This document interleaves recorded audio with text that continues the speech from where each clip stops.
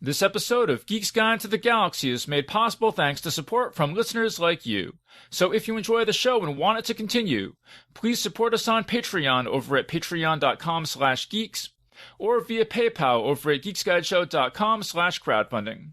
And I want to give a special thank you to Juan San Miguel, who just made a very generous contribution to the show via PayPal. So big thanks again to everyone who's contributed. We really appreciate it. Alright, so now let's get to our show.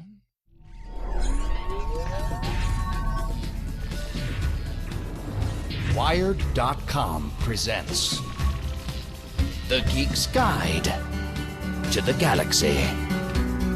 And here is your host, David Barr Kirtley. Hello, and welcome to episode 497 of Geek's Guide to the Galaxy.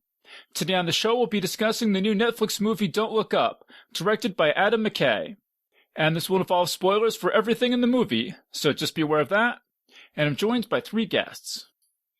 So first up, we've got our producer, John Joseph Adams. He's the editor of Lightspeed magazine and the series editor of the Best American Science Fiction and Fantasy, and he's also edited more than 30 other anthologies. His latest project is the 3-volume dystopia triptych, Ignorance is Strength, Burn the Ashes, and Or Else the Light. So John, welcome back. Always good to be here, even though we are all doomed. The next up, we've got Erin Lindsey, making her 33rd appearance on the show. She's the author of the Bloodbound series of epic fantasy novels, and the Nicholas Lenoir series of paranormal detective novels, which she writes under the name E.L. Tettensor. The Silver Shooter, the latest novel in her Rose Gallagher series of historical mysteries, is out now. So Erin, welcome to the show. Thanks, nice to be back. And also joining us today is Tom Gerencer, making his 23rd appearance on the show. His short fiction appears in magazines such as Galaxy's Edge, and in books such as New Voices in Science Fiction. He's the author of the business book Think Like Google, and the short story collection Intergalactic Refrigerator Repairmen Seldom Carry Cash. And his popular science book How It's Made, written for the Discovery Channel, will be out later this year. So Tom, welcome to the show. It's great to be here. Okay, so let's start off with John, and have you tell us about your expectations going into Don't Look Up. So I mean, all I knew about it really was that I'd seen, the splash page on Netflix, and I saw that it had, a lot of star power in the cast. I believe in the poster there was Leonardo Dicaprio, Jennifer Lawrence, and Meryl Streep, I think, is who was in there. Had certain expectations based on that. I didn't know who wrote it or anything. Later, I looked it up and it's like, oh, okay, I would have had different expectations, or maybe higher expectations if I had realized the creative team behind it. But then also, Christy, my wife, has a day job, and one of her coworkers was telling her was raving about it, and this coworker is a big science fiction fan. So we did go into it optimistic. But yeah, so that's what my expectations were. Well, so when you say about the creative team that you looked up later, kind of what is the creative team?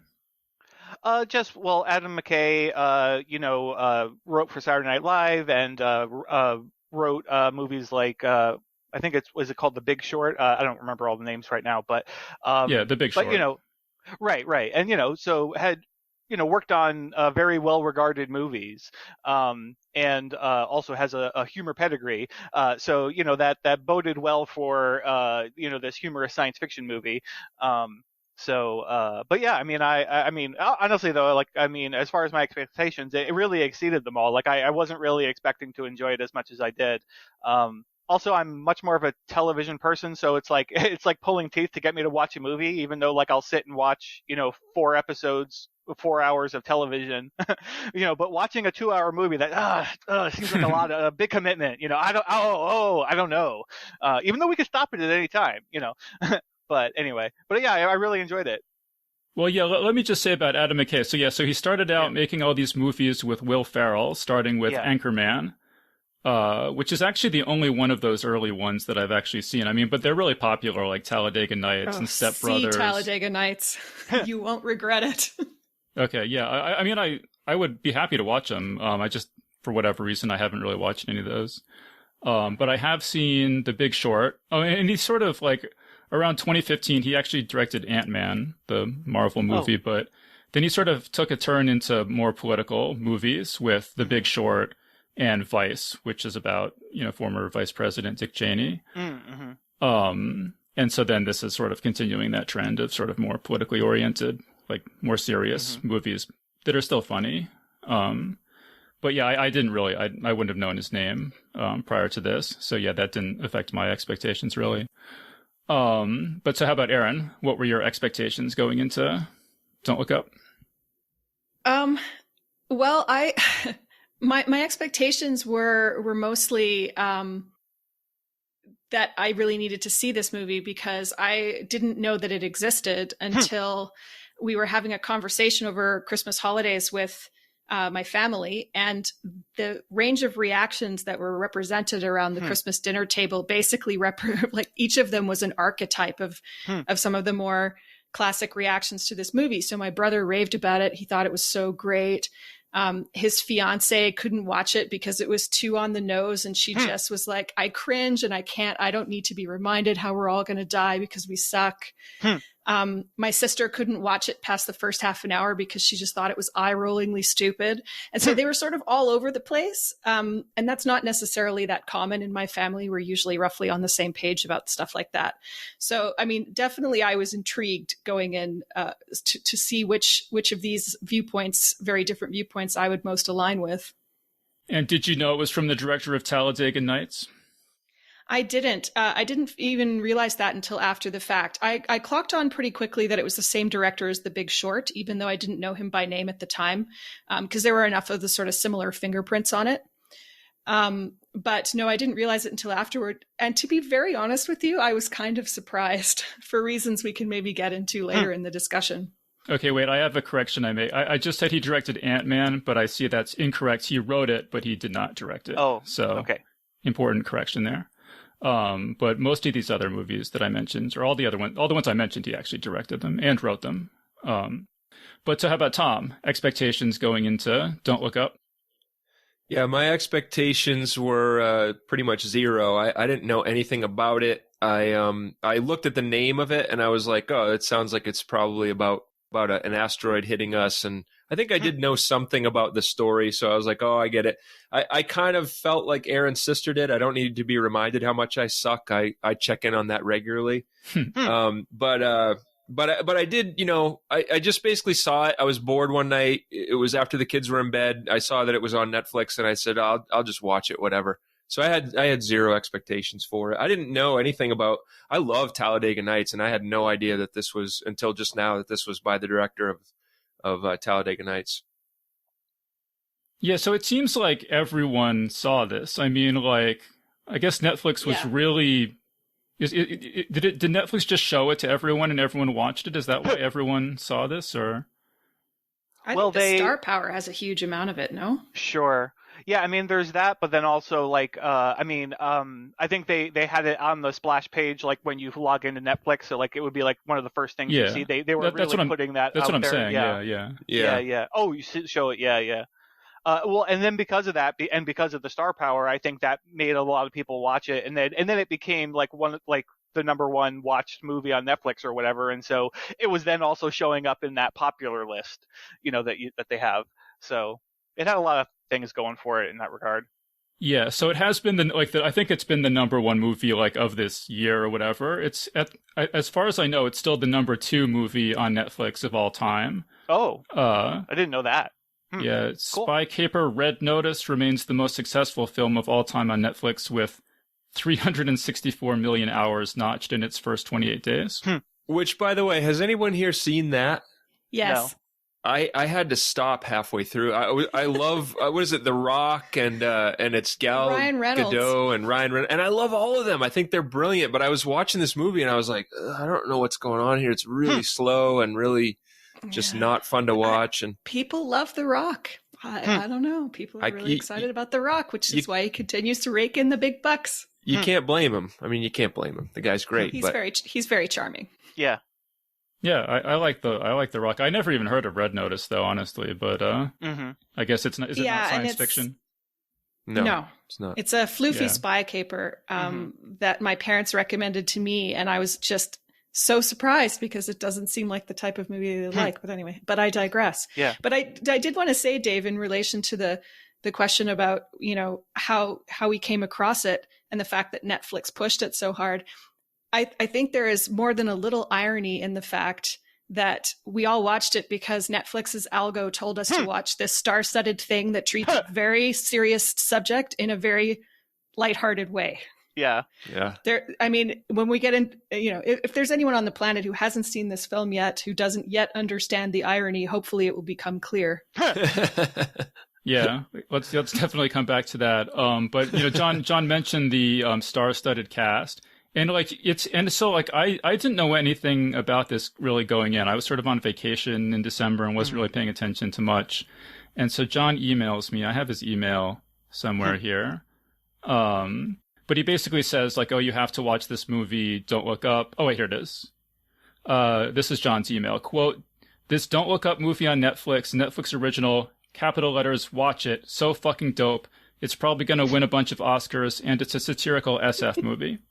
So that's pretty much all I knew about it going in. And so I start watching it, and just the cast comes up, and it looks like some made up movie from a satirical movie where it's just a joke about all the big stars in a movie or something.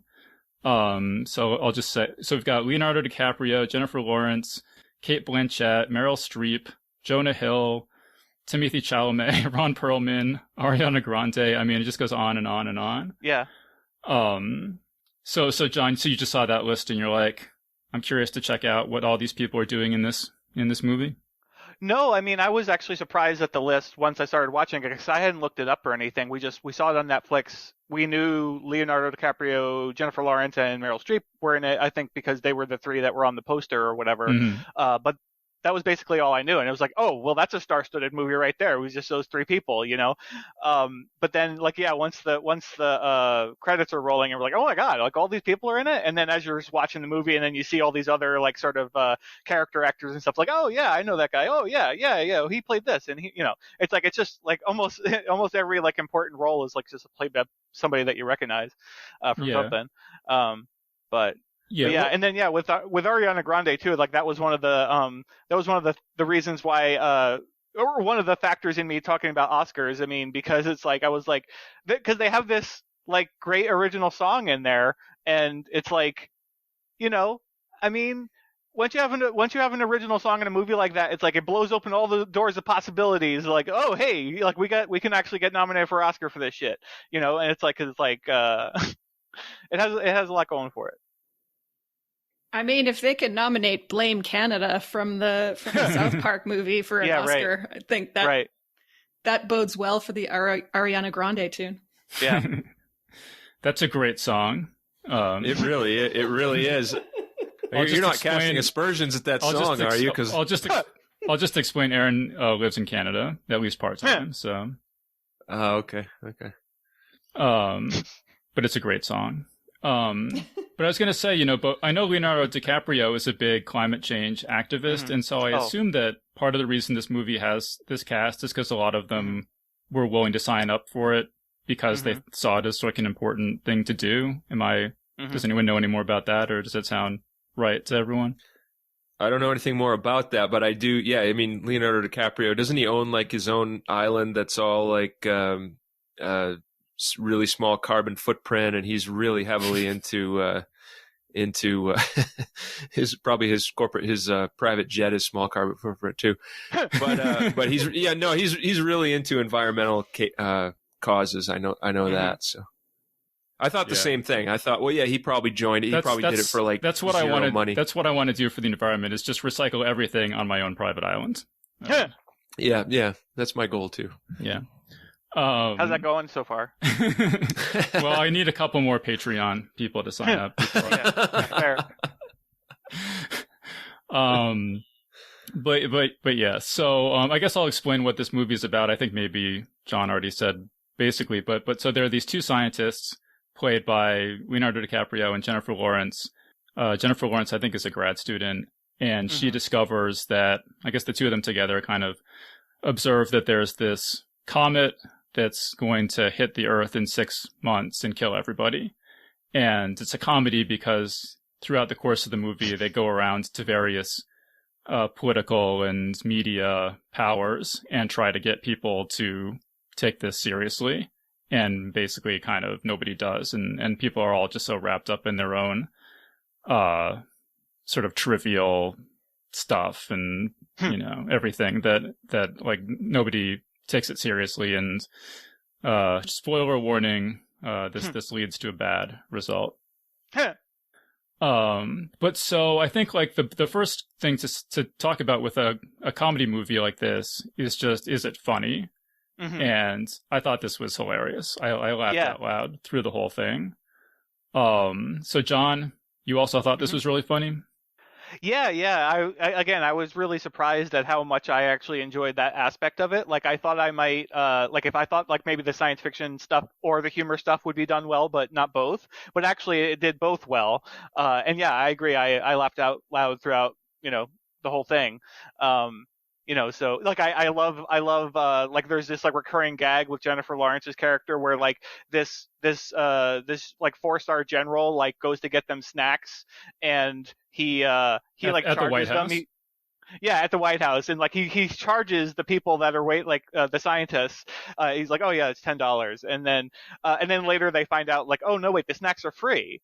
And then she's just like obsessed with this, like, why would he have charged for the snacks? And then like she's like coming up with theories and stuff. It's like the world is ending. There's a comet coming to destroy the Earth, and she's like, she just keeps analyzing like why would he have done that? For my money, that's the funniest joke in the movie. Yeah. It's literally the funniest joke in the movie, and one of the only things that made me laugh out loud. Oh, what? Yeah, I'm sorry. All right. Well, actually, the reason I wanted to have Erin on this panel, even though she's apparently somewhat humorless, is to ask: Are the snacks at the White House actually free?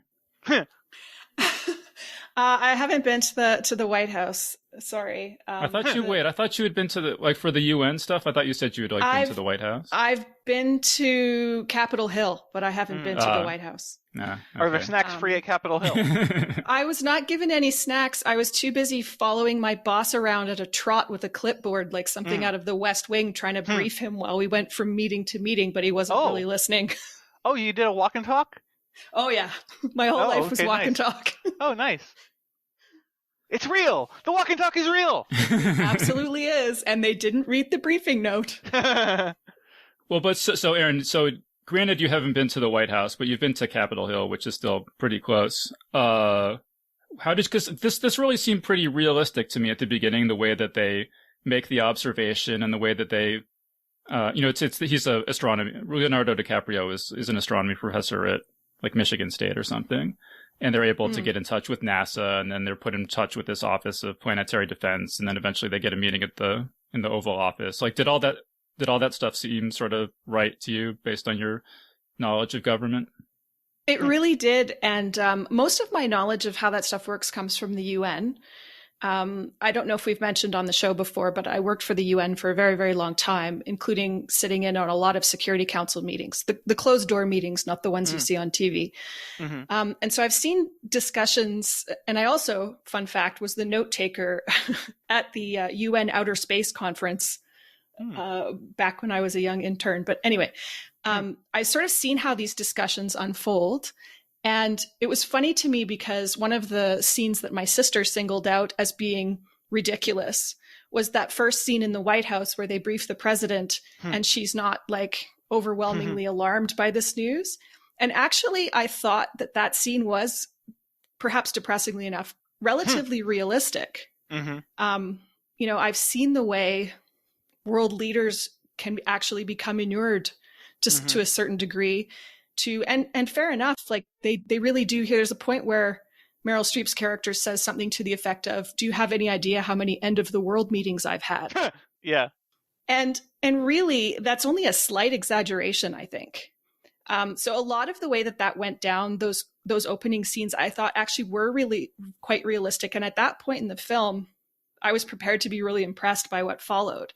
The only unrealistic thing I thought about that scene was the fact that they didn't think this would be great for their turnout in the midterms. This is your opportunity to save the world. Yeah, right. Yeah. I thought their political read was unrealistic, but the fact that the political read was the first thing they worried about was not at all unrealistic to me. Yeah. All right. So apparently Erin didn't think this was that funny, and John and I both thought it was hilarious. And I want to get Tom in here. Tom, what's your vote on how funny is this movie?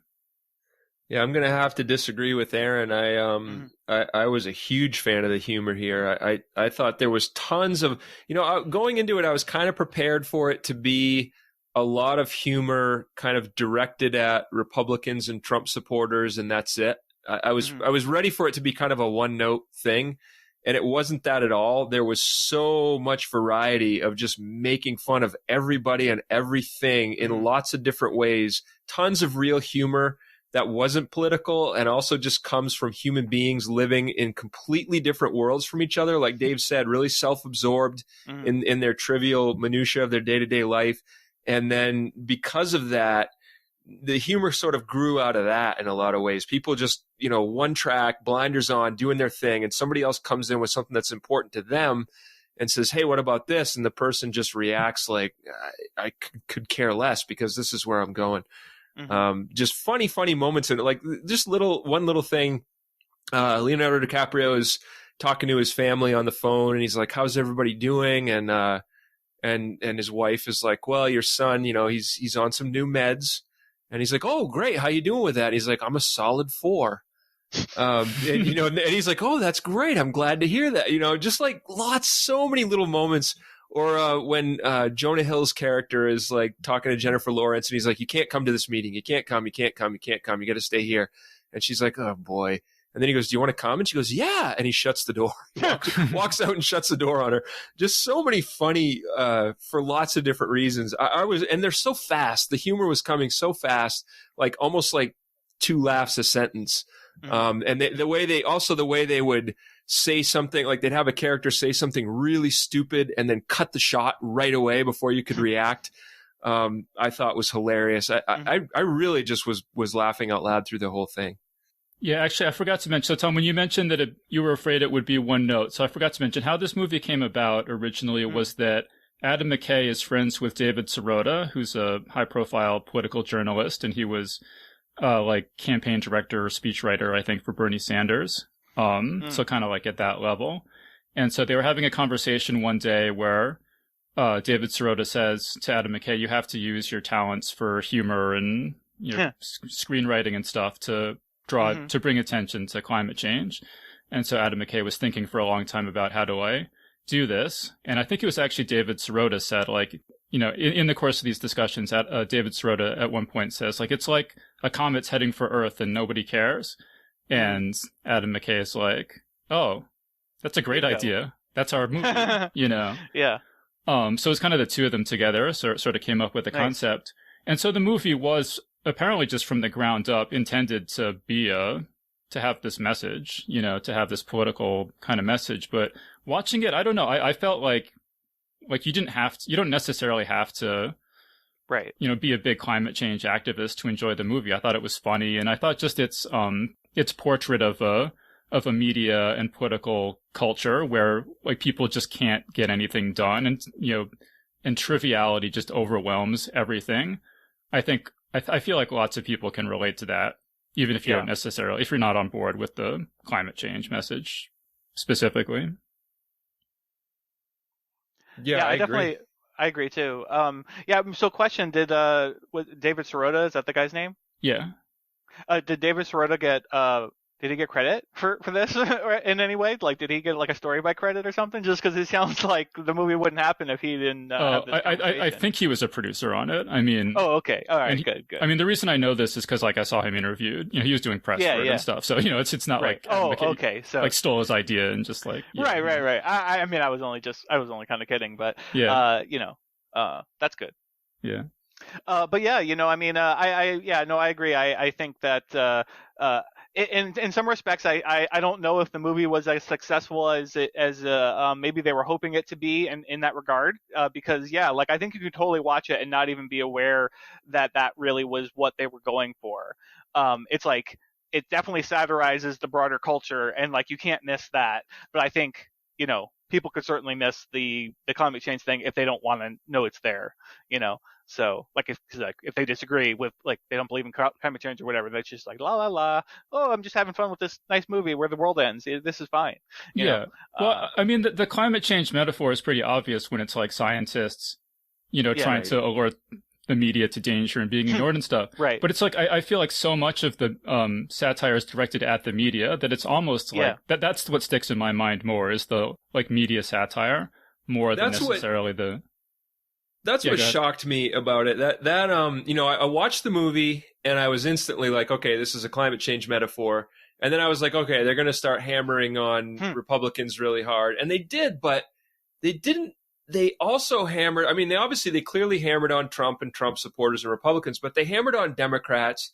They hammered on, you know, cable TV. They hammered on the New York Times, Jeff Bezos, Elon Musk, Tim Cook, social media, Apple and iPhone fans, scientists, Tesla, Apple, Amazon, Microsoft, the media in general, journalists in particular, Hollywood, musicians, influencers, like they just hit everybody. And I was like, this is so refreshing. They're just pointing the gun of satire at everybody they can think of. Did you make a whole list there, Tom?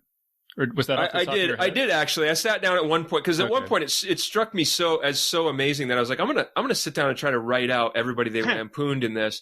And it was everybody. I mean, they just basically were saying we are all to blame for this. Like, and I think they were laughing at themselves too. I mean, I really do. I think they're laughing at celebrities and which I love. I absolutely love it when celebrities can do that. And I you know, the next day after I watched it, suddenly there were all these people on social media saying, well, look, you know, it kind of chip on your shoulder type of posts. Like, if you don't like this movie, it's because you think climate change is fake. And I was like, I don't know. I just think it was a funny movie. I think And then there was all this controversy about, you know, is this movie, you know, do people hate it because Republicans don't like it or whatever? And I was like, this is just a tempest in a teapot. It's like the thing, Dave, when you did another Geeks Guide episode in the past where you talked to a guy, and you can remember the guy, I don't, but you talked to this guy who said some offhand comment about how Lord of the Rings had some racist elements in it. And then suddenly that got picked up by all these media outlets, which basically didn't listen to the show, but were like reading each other's stories and you're like, oh, that'll get views. That's drama. And just like rebroadcasting it. And then if you go back and actually listen to the show, he wasn't saying anything. I think it was, who was it, Dave, who said that? Well, I don't want it was Andy Duncan. I might do another episode on this, so I don't want to go into this too much right now. But yeah, I mean, it does actually bring up like just how bad that was one of my big experiences doing this podcast with just how bad the media is and how like, you know, like it was all these major, it was like Glenn Beck and, you know, the Daily Wire, and it was like all these big platforms just totally either lying or misunderstanding and misreporting and just like feeding off each other, and each person exaggerates it a little bit more, and it's just this big like fucked up telephone game where everything gets completely misrepresented. But like you one time told me that you thought television was like having a really entertaining friend who stopped entertaining you once every 15 minutes to ask you self-esteem lowering questions like, are you losing your hair? Do you have acne? Are you unattractive to the opposite sex? And I love that analogy, but I think you could go a step further and be like, the media is like having a really entertaining friend who just wants to gossip about everybody and be like, did you hear what so-and-so said about you? Did you hear, she said this awful thing. What do you think about that? What are you going to say in response? And then going and telling that person, they just feed off that. And that's what I feel like happened in the aftermath of this movie. Yeah. And I want to get Erin back in here. There's a lot there that you said, Tom. I guess I'll just mention quickly, just on that specific subject. There's like this part in the movie where Jennifer Lawrence, she goes on this, they go on this talk show, and she's trying to raise the alarm, and she becomes this like internet meme where people are making fun of her for being crazy. And then her boyfriend posts a story. He's a journalist. He posts a story where the headline is like, you know, that crazy chick who thinks we're all going to die? I actually slept with her. And this is like her boyfriend, or like literal her boyfriend who's writing this about her. And it's just such a dead on satire of this media culture where people just totally trash people they've dated for 5 seconds of attention on social media. But I do want to get back to Erin. Sorry. So Erin, you said that you were like with the movie through all the White House stuff and everything, but then at some point it kind of started to lose you. So what was that? It's not that it lost me. I liked the movie. I would give it sort of a 3 out of 5 stars. It's just, I wish it had been better. I wish it had been funnier. I wish it had been smarter. I wish it had been more incisive, because I think the potential was all there. And, all the jokes that you refer to, they were all there and I got the jokes. I just found them all so obvious. And I think that was maybe the problem, was that scattershot approach, which maybe didn't enable them to go beyond the obvious on any of these particular takedowns. Like, to me, satire is at its best when it makes you think. And I don't know if this movie really makes anyone think. And the reason I say that is because I think the people to whom it appealed the most were people who are already of the worldview that was considering these issues and aware of them and concerned about them. So I don't know that it made, and I put myself in that category, and I don't know that it made me think anything new. And the people to whom it didn't appeal, and I don't necessarily agree that while all of those targets that you mentioned, Tom, were targeted, there's no question that a disproportionate amount of the humor came at the expense of the MAGA crowd. Mm-hmm. And I think if you're a part of that crowd, you feel so alienated by the movie anyway that you're not going to stop and think. And I just, to me, I read a review where the reviewer said the joke often ends at recognition.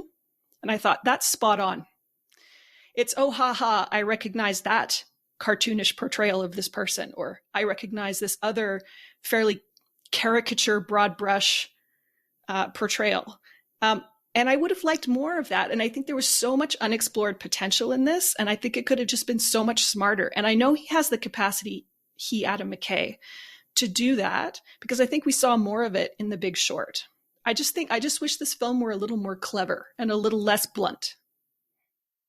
I feel like I don't know, I haven't done a survey or anything, but I feel like, it was the #1 movie on Netflix, and it seems like it's gotten a pretty positive response from the audience. Like, the audience score on Rotten Tomatoes is 78%, and that's not like super scientific or anything, but I feel like ordinary people, even, across the political spectrum, have generally been pretty positive about it, is my impression. Sure, but that doesn't really speak to my point, if I may say, because you just already said, did you not, that the second movie was Red Notice?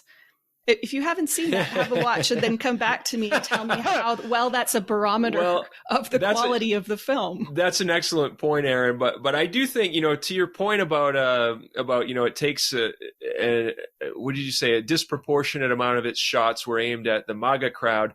I don't know that I agree with that, being that I am not in any way, one of the MAGA crowd, but it does irk me when I read things in the media that are just trying to drag the MAGA crowd through the mud, because I don't like that I think that's so alienating and just piling more fuel onto the fire of divisiveness. And I have, if I may say, a lot of my friends are in the MAGA crowd. Some of my best friends are in the MAGA crowd.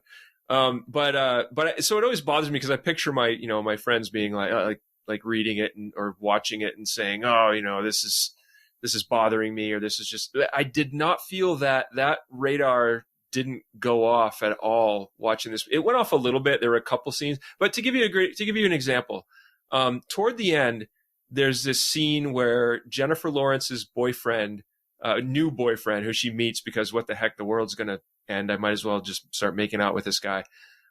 He starts praying, and I was like, okay, here we go. They're going to start dragging religion through the mud, which I was like, whatever. If they do, they're dragging everybody else through the mud. Who cares? But they really didn't. They had him start praying, and then he was like, do you think it's stupid? And she's like, no, I think it's kind of sweet.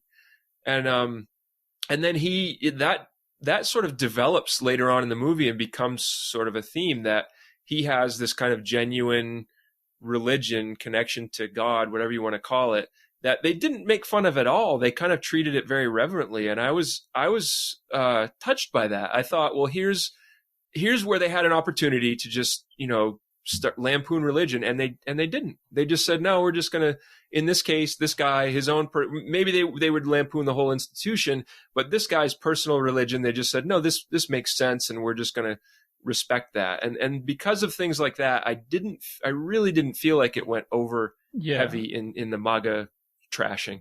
Well, this is what I was going to say, is that I feel like the divide with this movie that I see, and I could be wrong, like I said, I haven't done a survey or anything, but the divide is more seems to be ordinary viewers like it and critics are kind of hostile to it. And if it was just like, oh, people on the left like it and people on the right don't like it, I mean, that would be kind of expected and kind of not that interesting to talk about. But that isn't really the divide, at least so far that I've really seen. Yeah, I think ordinary viewers experienced it in a lot of different ways, as my Christmas dinner table illustrates. Yeah, when I first mentioned it to Dave, I was, he responded to that email that he quoted with like, it's only got 55% on Rotten Tomatoes. Like I could hear the skepticism in Dave's email, and I'm like, oh, it must have been review bombed or something, because like I figured like, oh, people who got offended by the portrayal of them seeing themselves in the movie were like, oh, let's go shit on this thing. But then it was like, no, that's the critic rating, and I'm like, huh? Yeah. It was just like what? And so I was baffled. And then I hadn't sought out any reviews or anything, but after he said that, I went and I just looked up to see what was like the first hits or whatever of reviews, and I found this review on RogerEbert.com, which of course it's not Roger Ebert anymore because he's no longer with us, but it was, oh my goodness, it was such a like brutal review. Like I wasn't expecting it. I was like, I thought maybe the guy wouldn't like it, but it was like, this movie is like a pile of shit type of review, and just like I'm going to tell you all the ways in which it is. Yeah, they kind of call it out as a soapbox movie, as a polemic, and I don't agree at all. I don't think it is. I didn't find it that way. I don't think it's. To Erin's point, or to agree with Erin on something, finally, I don't think it's a great movie. It's not one that's caused me to like really re-examine my priorities or anything like that. I thought it was a really, really funny, very funny movie. I thought it was well done. I liked it. I watched it a second time when I found out I was going to be on this panel, and I enjoyed it just as much the second time. But I think you make a really good point, John, that it's that it was so shocking to go and look at that 55% rating and say, well, that's the critics only. The audience, the general audience, actually pretty much likes this movie, and what's going on there. And I thought hard about that, and I think maybe it's that, number one, it's very misanthropic, it's very cynical and very funny, and I think that kind of misanthropic, cynical humor doesn't work for everybody, especially critics. They want there to be more, love, empathy, or whatever in their movies.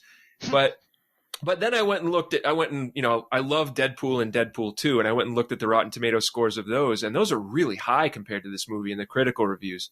So I'm like, well, maybe that wasn't it. I really think what's going on here is that I think a lot of the critics went into this thinking, I know what this is.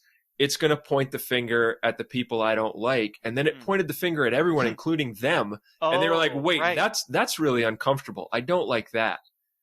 And that, maybe I'm wrong, but that's what it felt like to me. It felt like just too many fingers were pointed at too many things close to their home. Like, oh no, wait, this isn't my fault too. This is their fault. You can't point the finger at me, where you really can't. If you look at this movie, it's hard to argue with any of the cynicism it has toward any of these groups it lampoons. Yeah, I'm skeptical. I mean, there might have been some of that going on. I think it's probably no more mysterious than the fact that, in my experience, movie critics are an echo chamber. And once a couple of high-profile critics set the bar for how the crowd experiences it, there's often a lot of groupthink that goes along with it. I would actually argue the opposite. I think satire, I said earlier, I thought satire was at its best when it makes you think. I think a subset of that is you need to see yourself in satire in order for it to bite. And I think most of us, certainly I do, take a lot of masochistic glee in recognizing yourself and the way that your priorities and your behavior is part of the send up. And one of my criticisms of this movie is I didn't see myself in it at all. I didn't see anyone real in it. I just saw caricatures. And I think that's where it fell flat for me. I think the movie would have been so much more effective instead of having Donald Trump on steroids in the White House. We had actually something a little bit dialed back from that, something a bit more realistic. I would have loved to see more bickering in Congress. I would have loved to see something that turned the lens away from the United States of America for 2 seconds and really more than like a cut sequence of wildlife. and really took that aspect into account. And I didn't see any of that. So I just thought it was clumsy in execution. The thing with the president is that, I mean, there's two really obvious Trump parallels, right? It's the like appointing close family members to high positions that they're not qualified for. And having a sort of, I mean, it seems like having a sort of like populist base, like angry populist base. But there's a lot of ways that this character, like people say it's like, oh, it's just like Trump. I'm like, well, I mean, there's a picture of her like hugging Bill Clinton, right? That they show. I mean, I thought it was a way more, I didn't think it was like, oh, this is just like a Trump caricature. I thought it was like, I agree. And I thought that was smoke and mirrors to make you think precisely that. Oh, see, we're being balanced. It's not political. Okay. Because she hugged Bill Clinton. By the way, Erin, when you say you would rather see somebody more realistic in the White House, did you mean in this movie or did you mean in real life? Oh dear, no comment. Because if you're looking at this movie and saying, well, it's not realistic, I mean, well, if you look at the real reality, it kind of is. Yeah, look, I mean, if I use the word realistic, I kind of regret it. I think one of the challenges that satirists have right now, of course, is to be more satirical than life itself. I guess what I meant to say is a more extreme, more typical view of it. I think like it's very easy in a portrayal like this to say the problem is a handful of clowns. But that's not the problem. The problem goes much, much deeper than that. So I really appreciated things like the moment that you referenced earlier, Tom, with Timothée Chalamet's character and the religion. I thought that was one of the better handled bits. I liked the fact that Leonardo DiCaprio, who starts off as a very Anthony Fauci sort of character, he also gets swept up in the narcissism and the media culture. I thought that was a tick in the right column where they tried to sort of show that it isn't just down to a handful of clowns. But I think they undermine themselves again and again in going back to these same jokes. And that was, I guess, my other complaint is that I feel like it spent all of its jokes in the first third, and then it just kept coming back to the same ones over and over instead of really sort of digging deeper and again being sharper in how they approach some of them. Could you give an example, Erin, of like anything you would like specific you would have changed about the story or the jokes or anything? Well, so I would have, for one thing, they talk. We're told that the scientific consensus is with Jennifer Lawrence and Leonardo DiCaprio, but we're never shown that. We never get, other than the I don't remember anyone's names in this movie. The White House, the guy who's the head of the NASA watchdog. He's the only other scientist we ever see who backs them up. And so they talk about this scientific consensus. Well, if one of the points you're trying to get across is the very valid point that scientific consensus isn't making a dent in people's consciousness, then you really need to show that. Instead, what they're saying is they're trying to use the girl who had a meltdown on a talk show and became a meme, and the professor who becomes branded as America's sexiest scientist. They're the face of science. Well, can you blame anyone for not paying attention to them? Like, I would have liked to see more. I would have liked to see more of the rest of the world involved in this and a real scientific consensus. I would have loved to see squabbling in the UN, squabbling in Congress. I would have loved to see the jockeying between big tech and the government. I think there was a lot more to get at there that and instead we just had sort of rehashes of the same scenes over and over. Meryl Streep is being led around by the nose. Her son's a dude bro. The tech guy is creepy and out for his own benefit.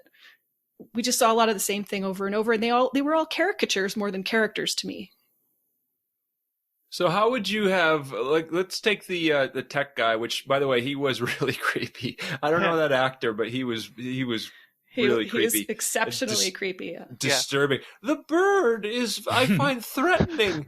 Like his whole. That was actually quite good. Oh, thank you.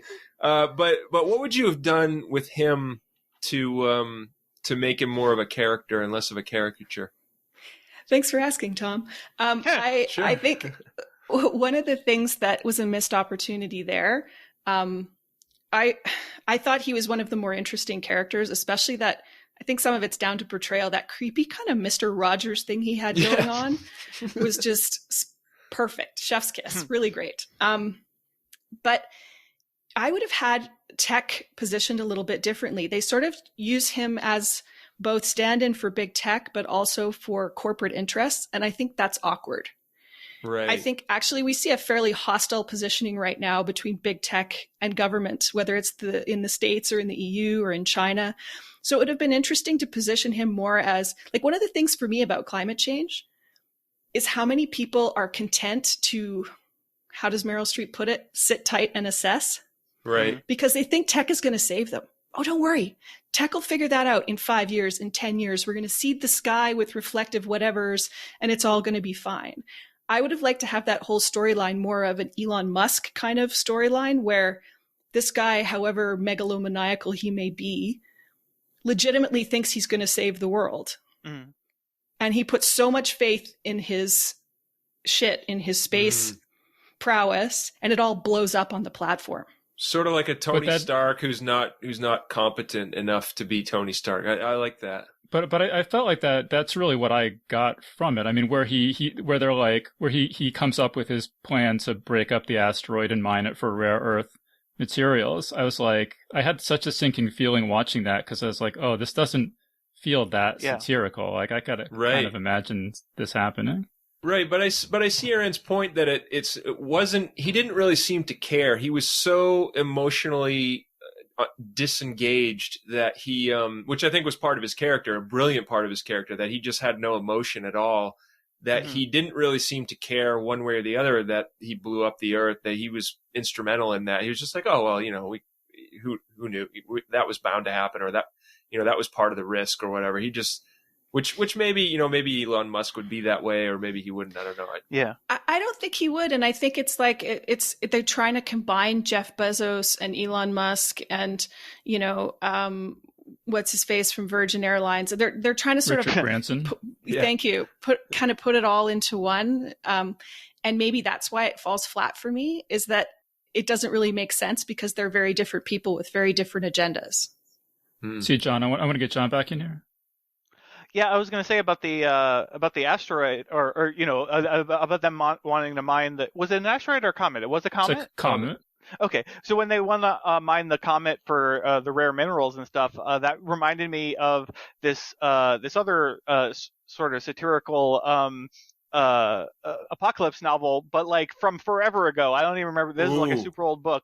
It's called the Hopkins Manuscript. Okay, and like this is like a book like nobody talks about or like really is aware of. I like only discovered it when I was like doing deep research into apocalypse stuff. But so I read it and it's quite good. It's by R.C. Sheriff, who was actually a playwright of some renown, but he wrote this book. And so in the book, the moon comes like loose from its orbit and it's going to crash into the Earth. And so people are doing sort of similar things where like they're bickering and I mean, they don't like pretend it doesn't, or they don't like disbelieve that it's happening, but but so this is like right after World War I, and so like the world has just had this immense conflict, right? And so finally, and then there's like a peace, but then the moon crashes into the Earth, and comically it just sort of like, I mean, it's not played for laughs in the book, but it's just like ridiculous. But like the moon crashes into like the Atlantic Ocean and it just like smashes flat like a pancake and makes new land in between North America and Europe, but it's full of minerals. And so everybody goes to war again over this new resource. But it reminded me a lot of that, just because it had so many different commonalities with that angle. Huh. Yeah, actually, just on the question of is it a comet or asteroid, it's a comet. I probably said asteroid a couple times in the course of this conversation, but it's a comet, not an asteroid. Right. But I'm curious, since you mentioned, John, a little bit of the history of asteroid impact science fiction. Sure. I wanted to mention, obviously there's like Armageddon and Deep Impact. Has anyone heard of or seen this movie Greenland from 2020? It's like this Gerard Butler movie. No. 78% on Rotten Tomatoes. I think I have. I don't remember. I certainly they're like they're like evacuating people to Greenland. That's why it's called Greenland. I don't know. They should have considered a different title. And then there's like in terms of novels, there you got Footfall by Niven and Pornell, The Hammer of God by Arthur C. Clarke, and Titan by Stephen Baxter are the ones that I've heard of. I haven't read any of those, but John, do you think Don't Look Up is the best asteroid impact science fiction that you've read or watched, or do you have something else you think is better? Well, it's a comet, but as we just established, but yes. I mean, it's certainly up there. I do have to say that there's a story I published in Lightspeed called Biographical Fragments of the Life of Julian Prince, which is a asteroid apocalypse story, or I can't remember if that one's an asteroid or comet. It's some kind of large astral body that smashes into the Earth, whatever. We need like a general term just apply to that. So he's like, it doesn't. What difference does it make? But anyway, so that Comeroid. Yeah, Comeroid. Yeah. So that story, There's a cream for that. Man, Erin, you've said so many quotable things in this episode. Like, I just want to write them down. I would just like to prove that I do, in fact, have a sense of humor. I was going to say, if Adam McKay is listening, up until this point, he was probably thinking, well, she probably doesn't have a sense of humor. Yeah. Well done. But yeah, this story, it's by Jake Kerr. I mean, I think it's honestly like my favorite thing that I've published in Lightspeed. And it's just amazing. And it's not satirical. It's it's just a straight up straight apocalypse story, but it's just so like moving and rich. And he does this really interesting thing where it's like, as the title suggests, it's like it's a bunch of different excerpts of things, but it's like he does this interesting thing where it's like he tells you the story, but then there's all of this stuff that exists in like the sort of meta space around the story that you fill in as you're reading it, just because it's like, I don't know, there's something about it. It's like it's almost like a really unusual reading experience in that regard. But I just love it. Could you say, John, again, what was the title, and could you explain the title? Sure, it's called Biographical Fragments of the Life of Julian Prince. And so the title refers to this, there's a writer named Julian Prince who is living in this time when they know that this astral body is coming to collide with the Earth, and he becomes like the leading voice of like commenting on it and discussing it in sort of nonfiction terms, but then he also writes some novels that are like very sort of life affirming and exploring the human condition, that kind of thing, in the wake of this. And also so in this story, the body does collide with the Earth, and so there's an apocalypse, but it doesn't like destroy the Earth. It's just that there's this massive event. It like, I think it destroys basically all of North America because of like tidal waves and all that kind of stuff. And I think it impacts right in North America. So, North America is basically destroyed, but then the rest of the world exists. And of course, but there's refugees and everything. And so this writer is talking about all of this, kind of stuff, in the aftermath. It's just, it's a really stunning story. And it's hard to do it justice as talking about it, like this, but yeah, I mean, but people could go read it on Lightspeed. Yeah, right now, absolutely. Right? Yeah. You could if you just Google that title, you can find it on Lightspeed right now. And yeah, look, if you like Don't Look Up, I mean, I think definitely you would, be worthwhile to read this. But I mean, even if you didn't like it, but you just like the concept of it, maybe go read that story. Maybe you'll like that better. But yeah, it's something that I think about a lot, and I just really love that story. Yeah, that's cool. I guess just the other point I wanted to make is, Erin mentioned that she didn't think that this movie is going to really change anyone's mind or anything. And I could see, probably like ordinary people watching it, if you're like really firmly on one side of the climate debate or the other, you're probably not going to flip just from watching this thing. But where I could see this having a big impact actually is in the media. And that's why I think it's kind of brilliant how it takes aim so squarely at the media. And there's like this talk show and the hosts, don't know who the guests are and don't know anything about what they're there to talk about and don't care and are just asking, so are there aliens and stuff? And which all that I thought was really funny and really dead on. But it made me sort of, as a sort of media person, kind of squirm and be like, am I paying enough? Have I been? And I talk a lot about climate change and stuff, but I'm like, it made me wonder, am I doing enough? Am I taking this? Is there more I could be doing? And so I feel like a lot of people in the media who watch this are probably going to feel that sense of like, this is calling me out. Maybe I should be doing more. I'm sure they'll feel it, but I'm not convinced it will be able to have an impact, just because it's not their fault that I mean, they're part of a system that doesn't allow them. I ran a news site for over a year. It just ended recently, but it was very exciting. But it was amazing how we started out with this brilliant team of writers and writing about things that were very useful and helpful.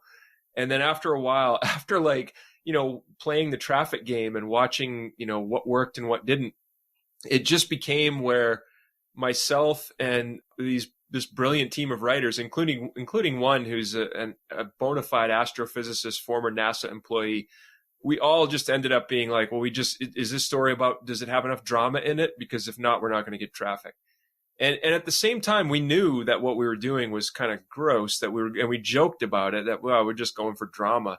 But it's what brought the money in and what was going to keep the client happy. And every time we got a big traffic success, the client was happy. And that was from drama every single time. Yeah, it wasn't from. And there's a scene in this movie that's exactly that, right? Where after their appearance, where they mention that there's this comet, that's going to destroy the Earth in 6 months. The social media person's looking at the analytics and they're like, it didn't really do that well, Which I disagree that would be the reaction. I think, obviously that would be huge. Everybody would be interested, but I love that, number one, this movie is whether it's the best asteroid movie or not, it's a brilliant turn of the screw, to borrow a Henry James phrase, but it's a brilliant turn of the screw on that, in that, no, it's not just going to be about the conflict isn't, man versus nature or humankind versus comet. The conflict is literally going to be turned into a political football. And I think where this movie could have an impact, maybe it won't be able to have an impact in that scary, entrenched system of the media that's just like dragging all these journalists along with it and saying, look, if you want to make money, you got to have drama. You got to pull eyeballs. Maybe where it might have an impact is in the people who are driving that, the people who are just the media consumers, because this is where the movie impacted me. This is where I didn't think, oh, now I believe climate change.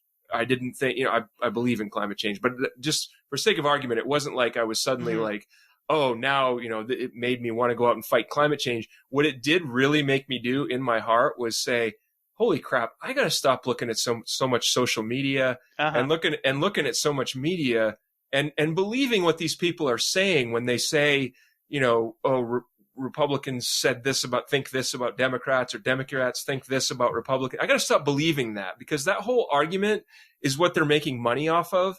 And that whole argument is what's causing the problem that Leonardo DiCaprio shouts about in this movie and says, how did we get to this problem and how do we fix it? That to me, that's where it hit me. And that's where hopefully it will have an impact. To go back to something that John was talking about, I was listening to the description of the short story and thinking that, to me, and I also mentioned earlier in the show that I was surprised to find out that this was the same person who made Anchorman and Talladega Nights and some of these earlier movies. And someone who has that humor pedigree, I thought Talladega Nights was hilarious. It's a very different type of humor. I was hoping for a more of a Veep style of humor in this movie that I didn't really get. And I wonder if part of the problem was that to be successful at that kind of comedy, you need a certain irreverence. You need to be having fun with it. And I wonder if he was having any fun with this at all. And to me, actually, incongruously, the part of the movie that maybe worked the best for me were those final scenes where they're sitting around the table. Sort of that discussion of what do you do when you know that the comet is about to hit? How do you choose to spend those last moments of your life? What is it that you think about? What is it that you talk about? That was some of the most interesting material for me in the movie. And I wonder if it's any coincidence if that more dramatic, somber aspect of it was more sensitively made than anything that had come before. Like, I wonder if part of the problem is the headspace behind the writing. There was so much of an urge to drive home a message and make a series of points that it kind of got in the way of that fun zeal that I think maybe you need to have to write good comedy. Yeah, I mean, I really wonder what how this movie would have turned out if it had been made 20 years ago, or in some way, some less, polarized, polarized, less like, what's the word? Like high stakes sort of environment, where like, because a movie just about, these scientists discover this comet's going to destroy the Earth and no one will pay any attention. That's just funny. It's just a funny idea. And I feel like because we're living in such that's the word I'm looking for, in such a fraught political environment, that I feel like that sort of shapes everything about, like maybe how the movie was written and certainly how it's been received and reviewed and everything. And that's just something I was just wondering about after I watched it. Is like, if this had been made at the same time as Armageddon and Deep Impact, like how much different of a movie would that be? It's an interesting question, and politics is one aspect of it, but I wonder too how much the experience of pandemic has affected how we all metabolize this, and why maybe it feels simultaneously a little too close to home and also a little trite, at least to me. And I should say that this is the kind of stuff that should be totally within my wheelhouse, because aside from the fact that I spent most of my career in the halls of big power, I did my master's thesis in political science on the role of the media in shaping geopolitics. Like, this is something that's, and how that sort of trite, commercially driven, popularized approach was really, driving us all into the ground. So like spiritually, I'm completely aligned with this. Is that maybe part of the problem? Am I maybe expecting more out of it because I almost need more out of it? And looking at how closely this sort of matches some of our experiences, like where you sit, for example, on the issue of vaccine mandates, or where you sit on the issue of collective action, in terms of border closures and things like that. Like, I just wonder if the experience of pandemic has kind of hardened our positions on some of this stuff to a degree that a lot of it bounces off. Well, I did see Adam McKay. He said that, he wrote this before the pandemic. And then after the pandemic, he was kind of like, he went through a period of time where he's like, oh, should I even do this? Like, it already it kind of already happened already. And then he went back and made it a little bit more silly to just try to differentiate it from what had actually happened in real life. So, Erin, I want to see the first run.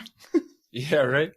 So, Erin, you're thinking it's more like you have so much invested in this that you really wanted it to soar in certain ways, and then when what you saw didn't go far enough for you in terms of what you had hoped would, because this is so close to your heart, this subject aligns so much with what you want to see that you didn't feel like they did it justice.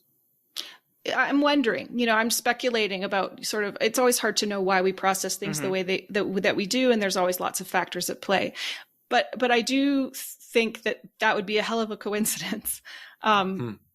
If that weren't the case. And, as I said, I was really struck by, and it was interesting, Dave, when you were talking about the profile of the co-writer, I wonder if that explains how surprisingly realistic those early White House scenes were for me.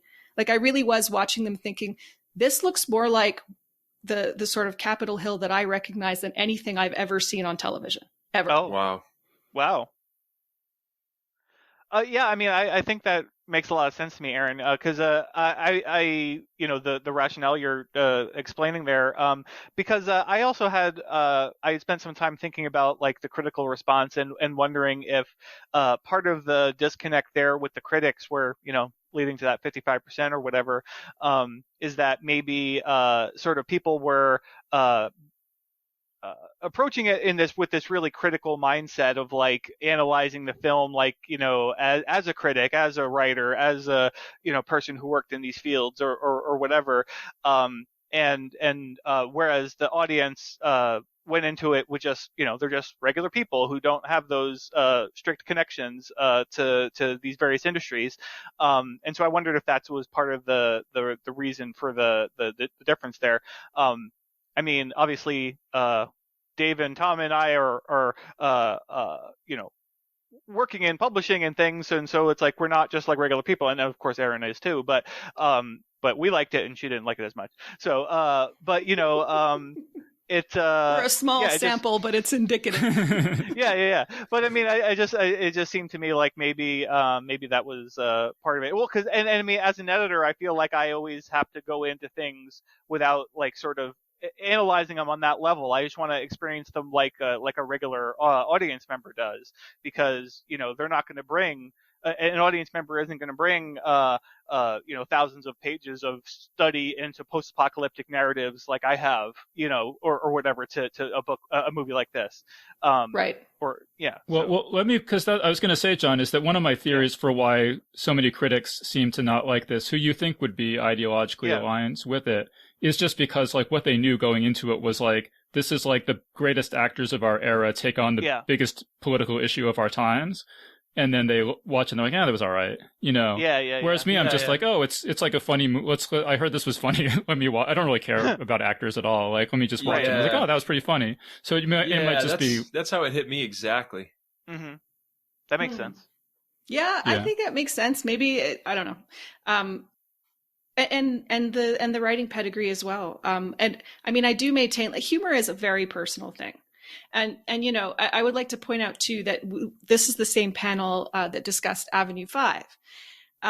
And we had a similar alignment there, where I was the one who thought it was the least funny. Even though, in talking about it, John, I seem to recall that you and I have exactly the same taste in comedies. We like The Office, we like Veep, we like Parks and Rec.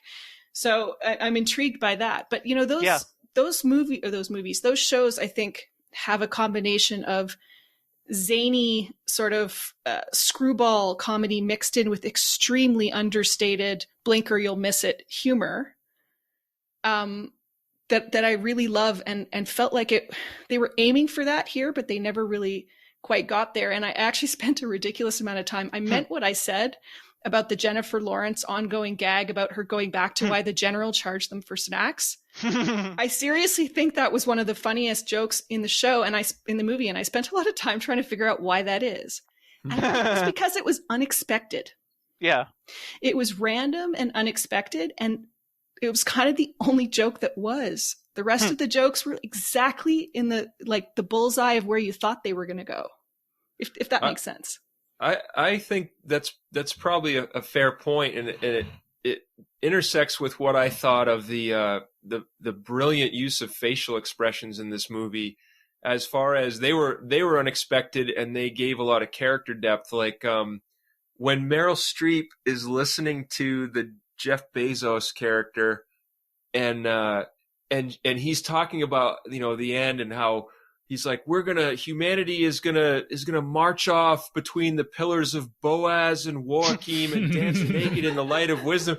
And in the beginning part of it, she's smiling like, oh, I love this guy. And then she starts like sort of frowning while she's smiling. And then by the end, she's full on frowning. And I was like, that is absolutely brilliant. And I think she's obviously brilliant, but then I was thinking that probably Adam McKay was counseling people in this, because there's another great moment where where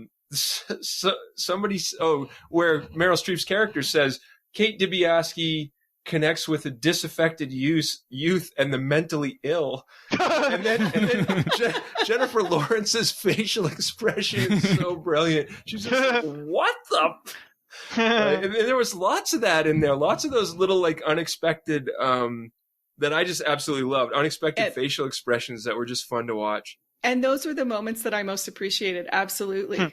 100%. Like another one of the jokes that I thought I couldn't figure out why I thought it was so funny was just right at the end of that first White House meeting where they keep showing shots of Jennifer Lawrence's combat boots. And she's got, in case you haven't seen the movie, I can't remember whether it's orange hair or pink hair or whatever, the very short bangs and lots of facial piercings. It's like reddish orange, I think. Fairly like girl with the dragon tattoo look. And as Jonah Hill says, right, just as they're going out, he's like, thanks for dressing up, and fist bumps. I loved that. I thought it was hilarious. I love that too. That was one of my favorite jokes because number one, it makes fun of him because it's like, look how insensitive he is, but it also makes fun of her. Like, it also, at the same time, it just kind of, because it's kind of like, look, you know, she's a grad student, she doesn't care how she looks, she's going to the White House, and she just, but at the same time, it's like, look at this idiot, she's trying to say the most important thing that he's ever heard in his life, and he's concerned with her dressing up. I was totally with him in that scene. I was like, you don't wear combat boots to the White House and expect to be taken seriously. I'm sorry. Right. Apparently, they had an entire day where it was just Jonah Hill ad-libbing insults. Oh, I bet. Yeah. To Jennifer That's Lawrence. awesome. That must have been really fun. Yeah. Yeah, you know, shoot, what was I going to say? God damn it. No, it wasn't that. Well, can I Go ahead. Continue. Go ahead. I'll think of it.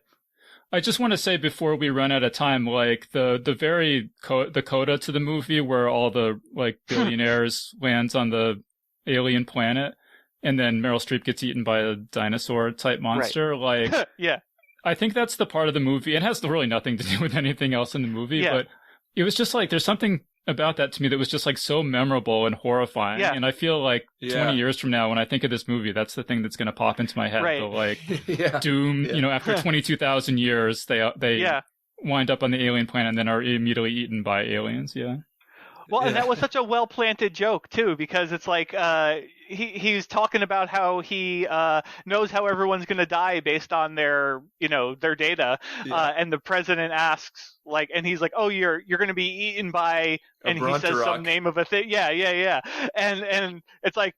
Just like, well, what the fuck is that? You know, and he says, we don't know what it means. Yeah. So I remembered what I was going to say. Regarding some of the performances and stuff. So Meryl Streep, like, obviously everyone always raves about how wonderful she is, and she's like won all kinds of awards and things. And it's like, and I don't disagree, but I to a certain extent, I was often like, oh, Meryl Streep, I don't care. I'm not like going to watch a movie because Meryl Streep's in it or whatever. But so I'm not like a huge fan, although I respect her work. But like in this movie, like, I thought she just did a brilliant performance in that role. Yeah. Like, and like that was one of the things that I thought like, oh, like she's gonna get nominated for best supporting actor in this. Like, I mean, like seems like a lock. And maybe the Apple Bezos whatever guy too. Yeah.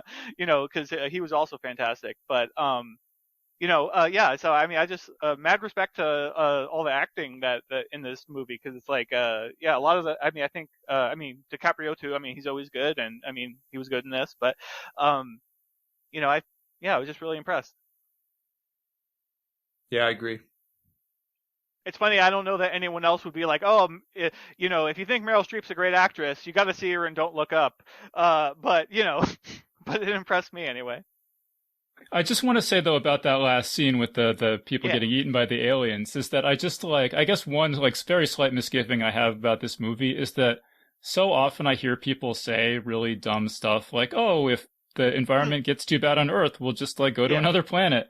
And this sort of like fed into I'm sure like most people understand that that's not going to happen, that we're like nowhere even remotely close to being able to send people to another planet. But I feel like there's just like enough people who like don't understand that somehow, that I just want to do whatever I can to get the message out that like, as environmental activists say, there is no planet B. Like we're not going to another planet. Just like you can like get that out of your head right now. And get it out of your head that all the problems are going to be solved by tech alone.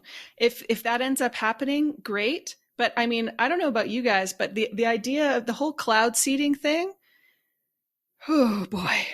And just sort of what that looks like at the global level when you have countries arguing about who should do it and where it should be done and how it should be done, and just the incredible negative consequences that might result from that. Snowpiercer sort of consequences that might result from that. I just think there's too many people who are content to go about their business as though, Elon Musk is going to fix it all 5 years from now. Not going to happen. I question that anybody's content. I think people are scared, but I think they're just like, what am I going to do about it? I have to pay the bills. I have to feed my family. That's where my head is at. I'm like, this is terrifying. And I have a meeting in 5 minutes. I mean, it's sad, but that's where I'm at. I have to eat. I have to feed my family. I have to pay bills, and at the same time, I'm like, I don't know what to do about this other stuff, but I'm definitely scared about it. I don't disagree with you, Tom, and maybe I'm being a little bit glib. I guess what I'm talking about is the sort of people who are pushing really fast for certain technological solutions that can't be taken to scale, and saying like, we need to shut down all mining, we need to shut down all fossil fuels, we need to blah blah blah. We can't do that yet.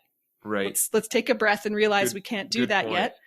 And I think if you put too much faith on the tech side of things, you're going to very quickly reach a situation where the demand outstrips supply so bad. Anyways, I could go on about this for a while. It's a good point. Well, let me just say though, Erin, I mean, I think that, I mean, I'm sort of I don't want to put too much faith in tech, but at the same time, I don't, like, just realistically, I don't see that the solution is going to be people, like, making better, making more selfless choices on a mass scale. Like, what gives you that impression, Dave? Right. And so it's like, I really hope that somebody invents some sort of effective carbon sequestration or something. Not because, like, I'm putting undue faith in tech, but because, like what other, I don't have a lot of hope that any non-tech solution is going to actually happen. But my point is, tech can't do it alone because the market conditions won't necessarily support it going to scale. I'm not talking about individual behavior. I'm talking about government intervention, collective, at the international level and at the national level, government intervention. Fiddle with the markets so that they drive in a certain direction instead of just like letting unfettered capitalism do its thing. Right. No, I mean, I totally agree that's what we should do. I have sort of lost confidence that that's what we will do. Yeah, I mean, I think electric cars are a really good cautionary tale. We could have had them all along. Yeah. Don't want to bum everyone out here at the end, but yeah, I do hope someone invents some carbon sequestration thing. That would be good. If anyone's working on that. Keep going. But no, I mean, I don't know, Erin, do you think that like movies like this could mobilize any sort of policy solution if they were funnier from your point of view? I don't know that the role of the movies is to drive toward a particular policy. I think satire is effective when it makes you ask the right questions, not necessarily points to specific answers. And I think there's a degree of fatalism that has infected everybody's attitudes, and my own included, about climate change. Like, and it goes back to what you were just saying, Dave, that you don't have faith in this and that. And it's, we have to find the faith, even if we don't intellectually believe it. We have to be led by our hearts and not our heads, because it's going to take all of these things in tandem to get there.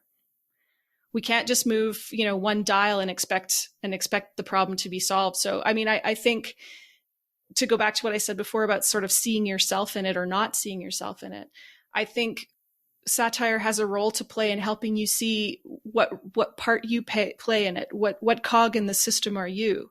And I don't think that this movie did that, but I think a good movie could do that.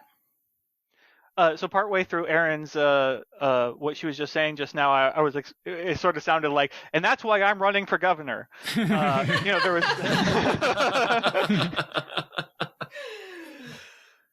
Sorry. This is Erin. That was a bit soapboxy, but Erin, if you ever do run for public office, I hope you will announce it here on Geek's Guide to the Galaxy.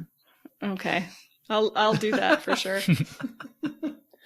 It's funny, I was saying before we got started that, this is just one movie and it's not part of a series. It's not based on a book. I wasn't sure if we would talk about it for a full 90 minutes. And I feel like we could keep talking about this for a long time, but we're sort of running up against the end of our time here. So I think we should start getting into some final thoughts. But I guess, I don't know, is there anything else just in general about the movie that we haven't touched on that anyone has been wanting to talk about?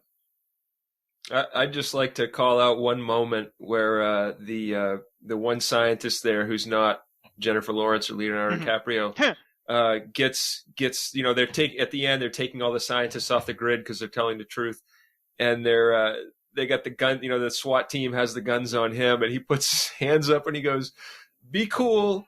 you just have lighter skin because your ancestors moved to Europe and developed less skin pigmentation so as not to get vitamin D. And then the scene cuts to someone else. I thought that was brilliant. Yeah, that was brilliant how they didn't let him finish his sentence. I loved it. Yeah.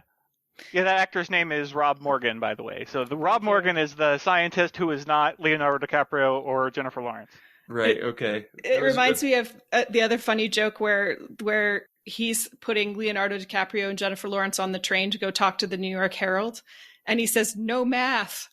And Leonardo DiCaprio, like, but it's all math. And the door closes. Yeah, that was awesome. I really identified with that, having been raised by two scientists. The Leonardo DiCaprio, I can't explain anything in a way that a normal person could understand. I just want to add, as far as things we haven't talked about much, is we haven't really talked about Cate Blanchett very much, and I thought she was really great also in the movie. Yeah. Like, she's one of the vapid, morning show hosts that interviews these scientists and is just doesn't get it and keeps driving the conversation elsewhere and yet has 3 master's degrees. I was going to say, Right, but she isn't vapid, actually. That's She's the not. tragedy of it. She's is not that vapid. She's smart. She's just playing to the peanut gallery. Exactly. Right. Yeah, that actually makes it that makes it kind of better, and because she does have that pedigree. But she's wonderful in the role as well. So kudos to her as well. I agree. I didn't know it was her until almost the end of the movie where Leonardo DiCaprio has his head in a bag and he says, "Are you still there?" And she looks at him for a long time and says, "No." And I was like, something about her voice was husky enough that I was like, "Oh, that's Cate Blanchett." I just linked her to her character in Thor Ragnarok. Suddenly when that happened, I was like, "Holy crap, that's her!" So she did it. She disappeared into that role. Mm-hmm. I also, speaking of Rob Morgan, he's the head, I think, of, it's called the something of Planetary Office of Planetary Defense or something like that. Planetary Defense Coordination Office. Yeah, and it pops up with, it's like one of the characters says, "Is that a real thing?" And it's pops up on the screen like, "Yes, it is. This is their logo." This is their logo. And that was the moment when I knew it was the same director as The Big Short. Mm-hmm. I was like, "Oh, I know that move." All right, so we need to start wrapping this up. So Erin, final thoughts on Don't Look Up. For all my criticism, I enjoyed it. I do give it a solid 3 stars out of 5. I would like to see more movies that attempt to do what this movie was attempting to do. If that does happen, though, I would just plead with the writers to please not make it so American-centric, because it is deeply ironic to me that you would make an allegory about global climate change so obsessively navel-gazing on the United States. Because I think that's a big part of the problem right there, is everybody's staring at their own navels, whether at the national level or at the individual level. So please widen your scope. But I would like to see more satire attempt to tackle something like this. Yep, absolutely. Tom, final thoughts. I think I agree with Erin, but I think it's going to be a hard sell because we Americans just love our own navels. And but no, I thought it was a very funny movie. I didn't think it was, brilliant. I probably won't go back and watch it again. Maybe years from now, I'll be like, "Oh, I'll watch that again if we're all still alive." But I just thought it was really funny and fun, and maybe didn't make me think enough, but it did make me think for sure. And I'd recommend it to anyone. I don't think it's a polemic at all. I don't think it's a soapbox piece. And John, final thoughts. Like I said, I loved it. I do still think that it has a shot at winning a bunch of Oscars and stuff. I mean, as much as that matters to anything. My hope is that if it does do that, that we'll get more movies that are attempting things like this, and maybe we'll make the movie that Erin hoped this one was going to be. But I mean, for what it's worth, or for what it is, I thought it was great, and I'm just really happy to see a major Hollywood movie even trying to tackle something like this, despite whatever flaws it has, and also that it's it's very firmly science fiction. But I just really enjoyed it, and I think I agree with Tom that I think you could recommend it to almost anybody. Yeah. Yeah, and I thought it was really funny. Made me laugh a lot. I'm really glad I watched it. I definitely think it should be higher than 55% on Rotten Tomatoes. And yeah, I'm glad that it's had the success that it's had. And yeah, maybe we can get more movies like this. And yeah, but any movie that just makes me laugh as much as this one did, like, I'm a big fan of. So if you haven't watched it, which is apparently nobody, but if you haven't watched it, I give it 2 thumbs up. Definitely go check it out. But we are all out of time, so we're going to have to wrap things up there. So we've been speaking with John Joseph Adams, Erin Lindsey, and Tom Gerencer. So thanks everyone so much for joining us. Thank you. Thank you. Great to be here. And that was our panel. So big thanks again to John Joseph Adams, Erin Lindsey, and Tom Gerencer for joining us on the show. And remember that Geek's Guide to the Galaxy is made possible thanks to support from listeners like you. So if you enjoy the show and want it to continue, please support us on Patreon over at patreon.com/geeks or via PayPal over at geeksguideshow.com/crowdfunding. Alright, so that was our show. So thanks everyone for listening, and we'll see you next time. The Geek's Guide to the Galaxy is a production of Wired.com. For more information about the show, visit geeksguideshow.com. To learn more about your host, visit davidbarrkirtley.com. Music and voiceover produced by yours truly, Jack Kincaid. If you enjoyed this program, tell your friends. If you didn't enjoy it, tell no one. Thank you for listening.